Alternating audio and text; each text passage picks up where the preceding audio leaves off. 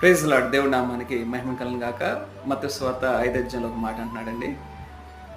మీ నీతి శాస్త్రుల నీతి కంటేను, పరిచయుల నీతి కంటేను మీ నీతి ఎక్కువ కాని యెడల మీరు పరలోక రాజ్యంలో మీరు ప్రవేశింపనేరు అని లేఖనాలు తెలియజేస్తా ఉన్నాయండి. ఎలా ఉంది మరి మన నీతి అండి?